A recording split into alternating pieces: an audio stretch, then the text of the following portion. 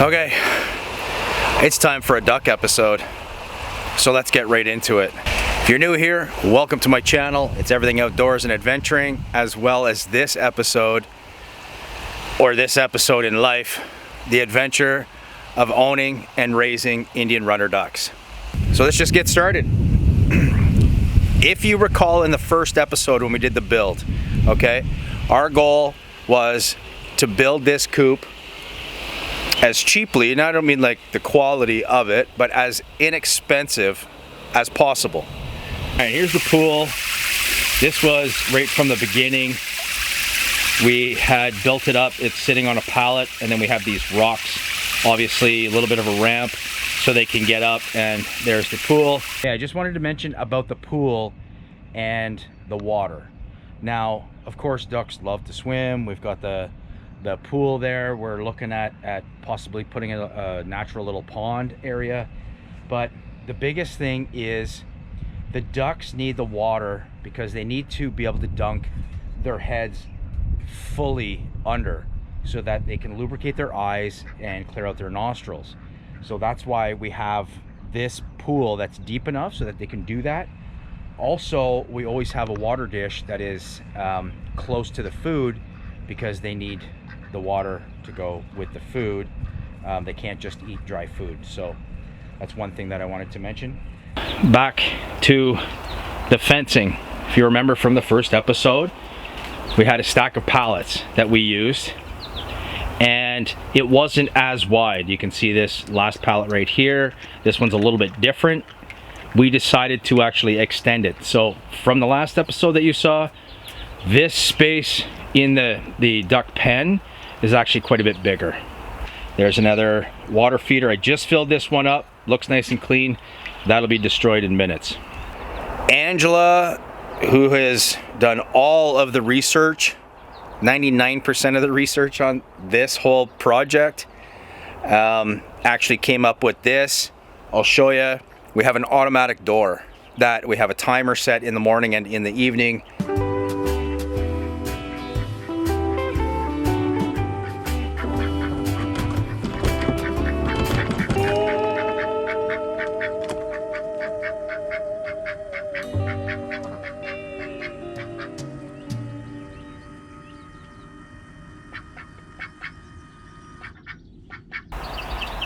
So you can see, as soon as that door opens up, they just come flying out and head towards the food and the water. This was in the fall.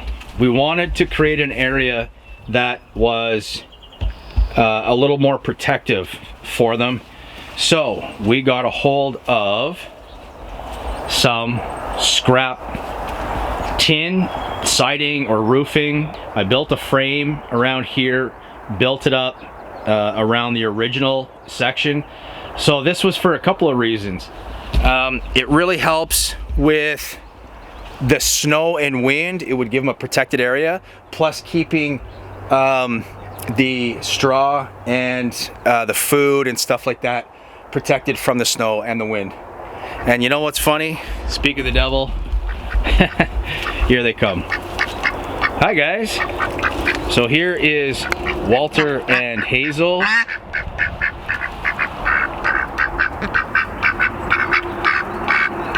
Hi guys. So they were out on a wander, and now they're just making their way back.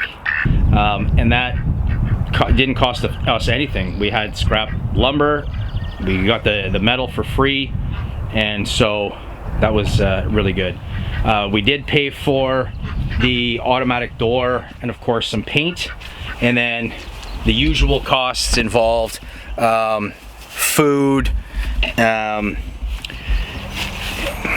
other greens. They love vegetables, greens especially, kale, lettuce, spinach, and the one that they love the most and they just go crazy about is peas.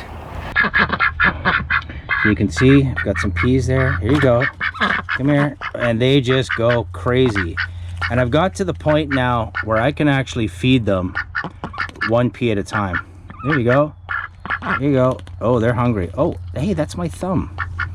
It doesn't hurt at all. they're just trying to get to the peas. It actually kind of tickles, right? Okay, there's the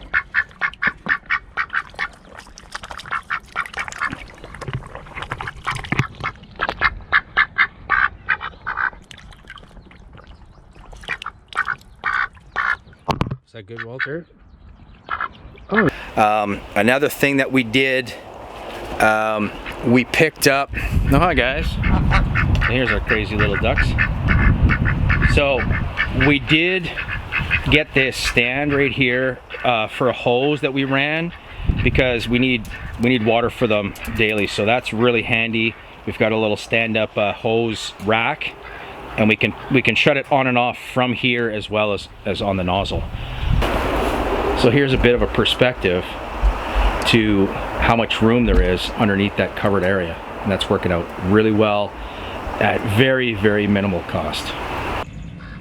So I also wanted to mention that, you know, we've been doing a lot of research and learning how to care for ducks and what to do and the food, all of those things.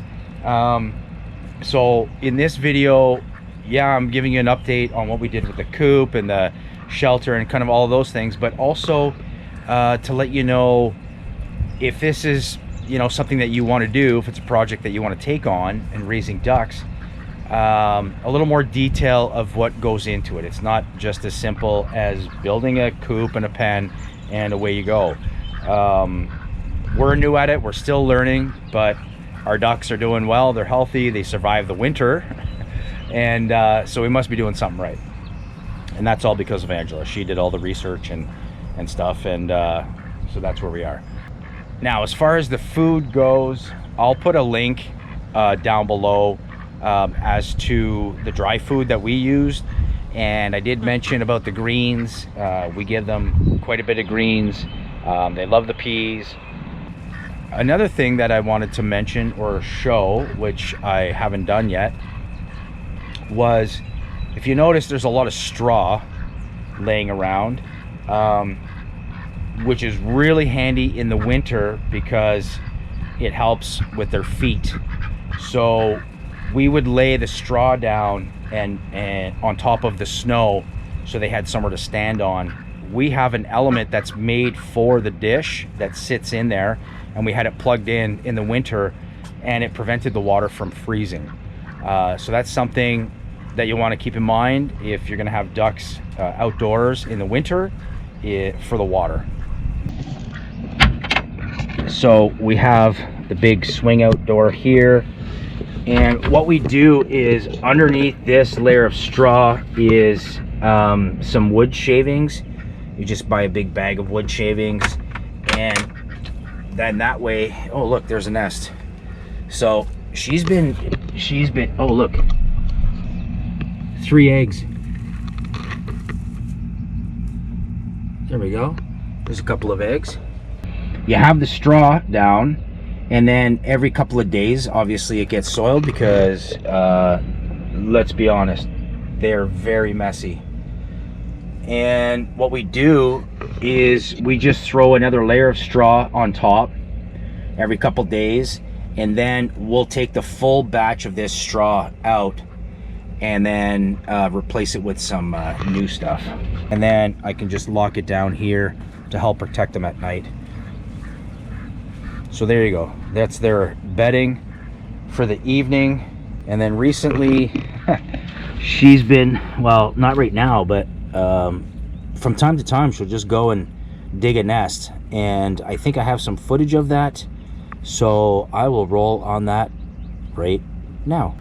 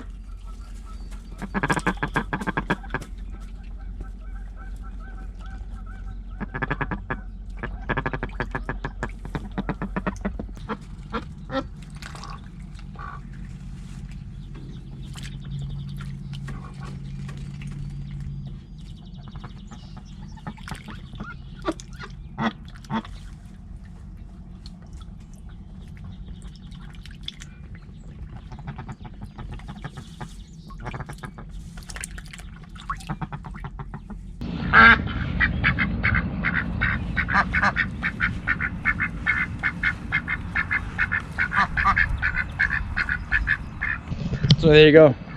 We have free range ducks. We leave them in the pen during the day when we're gone to work and stuff like that, but when we're home, we let them out. They go and wander around, but generally they just come right back to the pen and the coop because that's a safe spot for them. This is their dry food right here.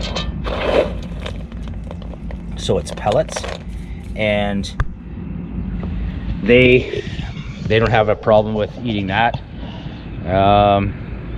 And then the greens really is about all that we have to give them for food.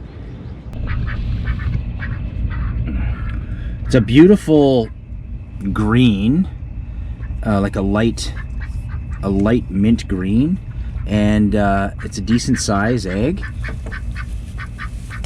There we go. So I'll actually bring these into the house now. And one thing with the eggs that we've learned is they have a longer shelf life than chicken eggs. And the thing to do is not to wash them right away.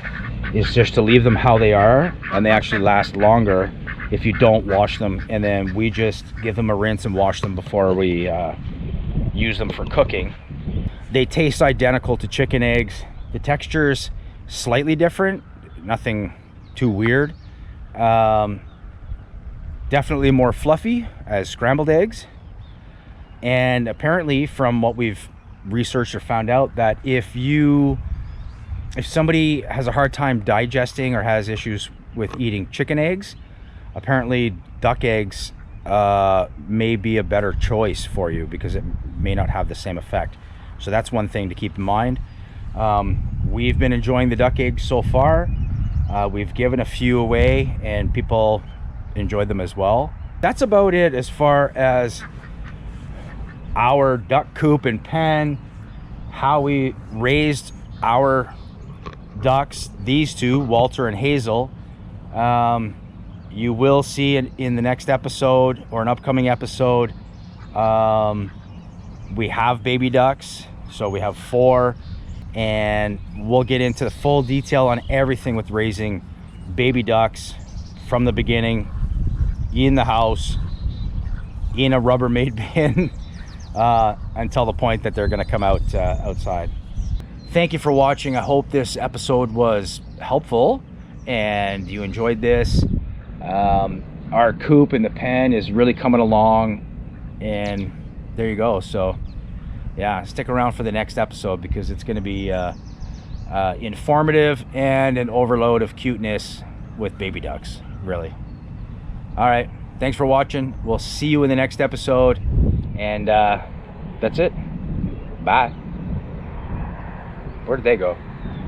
Oh, there they are. Crazy ducks.